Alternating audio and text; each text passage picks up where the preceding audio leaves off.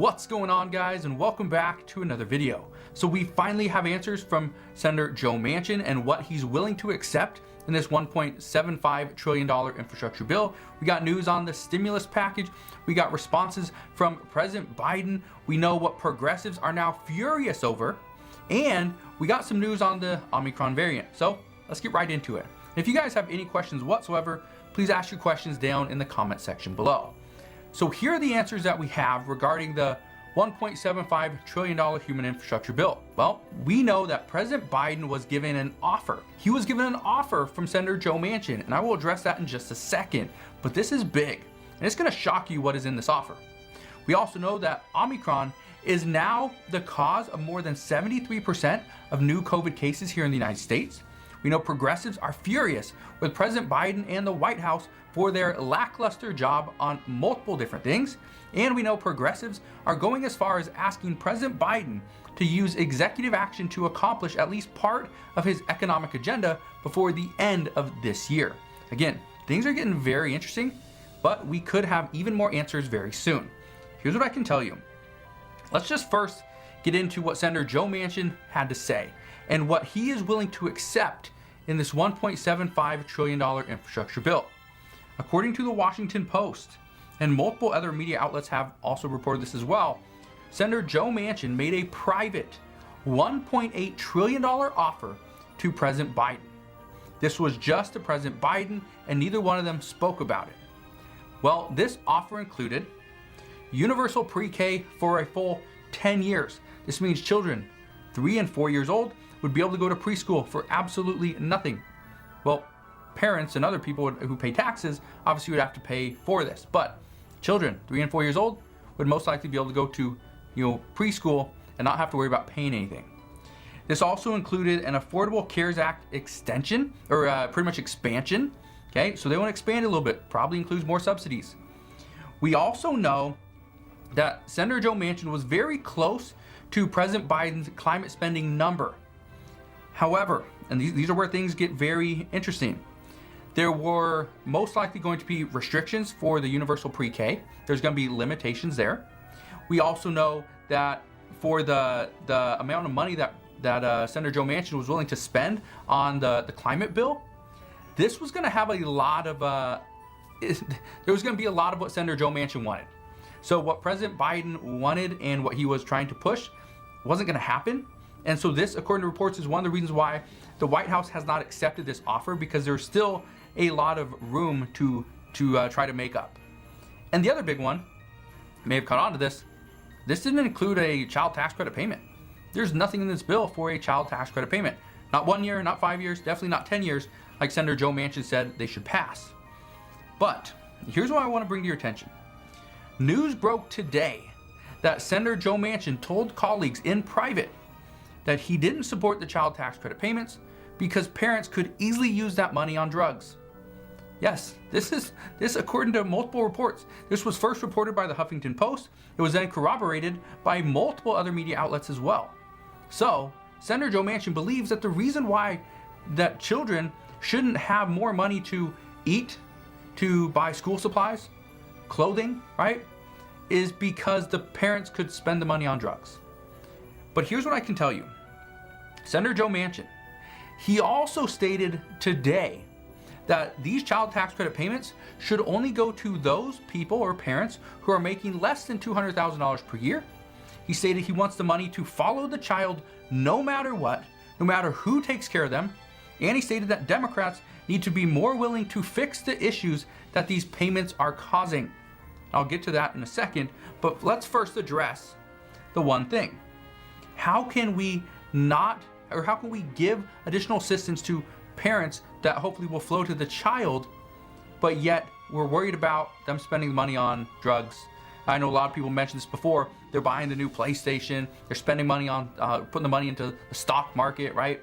Now, I understand once the money goes to the parent is obligated or pretty much able to use it for whatever they want. What Senator Joe Manchin is wanting is, why don't we take that money and put it towards something that could still provide assistance to the American people, maybe not children, but provide assistance to people that won't spend the money on drugs or other things. And how do you determine who is going to spend it on the right things and who's going to spend it on the wrong things? And this is where Senator Joe Manchin is pretty much coming out and saying, no, we're just not going to give the money because I'm worried that people are spending it on the wrong things. Here's what I can tell you. What we know is that many financial experts worry that American families who receive over $500 per month, they will be much more likely to fall back into poverty once these child tax credit payments stop. So if you receive over $500 per month, that means you have at least 2 children that are over the age of 6. Okay? So here's what I can tell you. Right now, January and February are going to be the real true test to see how effective these payments are. And since these payments aren't going to go out in January for sure, well, I guess we got 8 days to determine that, but I'm going to say they're not going to go out in January. It's highly unlikely they go out in February, but again, we'll see. So we will know for sure how many families are being impacted by not receiving these payments. And this could be a big turning point. This could be a big catalyst when it comes to especially things like evictions or paying rent or paying bills, putting food on the table. This could cause a lot of issues. So we're gonna have to keep a close eye on this. But what I can tell you is right now, lawmakers, mainly progressives, are just furious over pretty much what Senator Joe Manchin was allowed to do by President Biden. And this is one of the reasons why House Democrats are actually blaming President Biden and the White House for what has gone on. One lawmaker told The Hill today, and I quote, "This is an indictment of our senior leadership in the White House. The worst part is nobody will be held accountable for this." But they go on to say, this all started with the withdrawal from Afghanistan. That's where it started. It wasn't something that was just this human infrastructure bill. It started before that. Now, progressives are calling on President Biden to take up some form of executive action and pass at least part of his economic agenda. And even Pramila Jayapal, who's the chairwoman of the U.S. Progressive Caucus, she said, and I quote, "We cannot make the same mistake twice. It is abundantly clear that we cannot trust what Senator Joe Manchin says." Now, here's what I can tell you.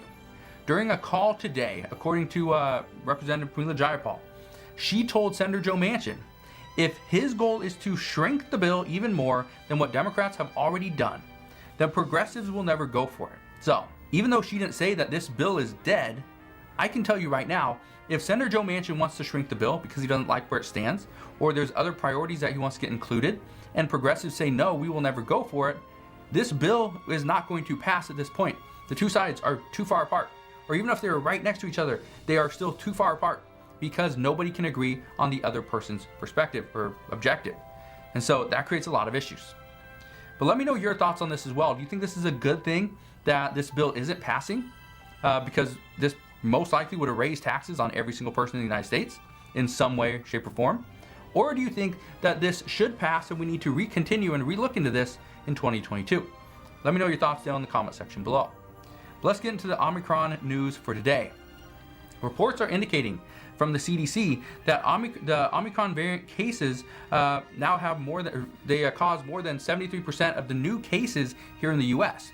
Just to give you an idea, in the past week, the CDC reported that Omicron was estimated to be at just 12.6%. Okay, the week before that, okay, so going back 3 weeks, the CDC reported 3%. So it went from 3% and it quadrupled to 12.6%. And then it really shot up to 73%. It's a huge jump. But keep in mind, okay, keep this in mind, that this is still seen as a relatively mild, somewhat like a mild cold. The only issue that many health experts are currently reporting is that this could easily become deadly, because not only does, for some people, a mild cold is just a mild cold, but for some, a mild cold can easily turn into something more serious and severe. And that is what health experts, at least according to reports, are trying to avoid for the time being. Until we know more, until there's more out there, better vaccines, the efficacy rate is higher, or Pfizer gets their pill approved, which as of right now, according to Dr. Anthony Fauci, he says we could still be months away. And he says this because it takes a little while. Once you actually request the emergency use authorization or approval, it takes a little bit.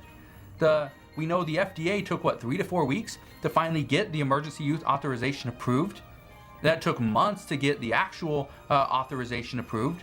So right now they're saying this could be a while. And on top of that, you still gotta get the manufacturing, you still gotta get the shipping, right? And everything does kind of take a little bit of time, especially with supply chain issues. We don't have a lot of truckers out there shipping products. That causes a little bit of an issue. So we'll see what happens moving forward, but what I can tell you is there is some progress as of today.